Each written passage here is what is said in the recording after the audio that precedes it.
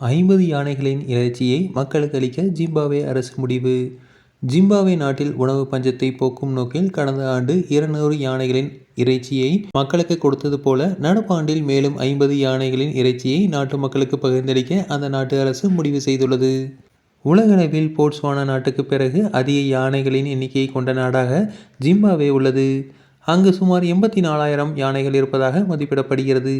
Zimbabwe சுற்றுலா யானைகளை மையமாக கொண்டு இயங்கி வருவதும் குறிப்பிடத்தக்கது.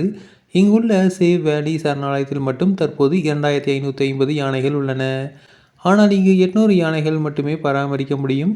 ஜிம்பாப்வேயில் யானைகள் எண்ணிக்கை ஆயிரக்கணக்கில் இருப்பதாலும் தேவையான அளவை காட்டிலும் அதிகமாக இருப்பதால் நாட்டின் வளங்கள் பாதிக்கப்படுவதாகவும் மனித விலங்குகள் மோதல் அதிகரிப்பதாகவும் நாட்டின் சுற்றுச்சூழல் துறை அமைச்சர் பாராளுமன்றத்தில் தெரிவித்துள்ளார்.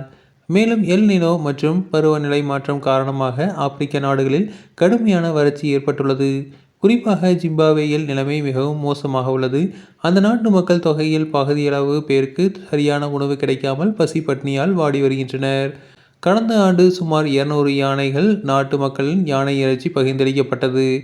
1981ஆம் ஆண்டுக்கு பிறகு இதுபோல பெருமளவிலான யானைகள் இறைச்சி விநியோகிக்கப்படுவது இதுவே முதல் முறையாகும். இது பெரும் விமர்சனத்துக்கும் ஆளானது. அதேபோல நடப்பாண்டிலும் மேலும் 50 யானைகளின் இறைச்சிகளை பொதுமக்களுக்கு பிரித்தளிக்க ஜிம்பாப்வே அரசு முடிவு செய்துள்ளது. அதே நேரத்தில் யானை தந்தங்கள் நாட்டுடைமையாக்கப்பட்டு பாதுகாக்கப்படும்.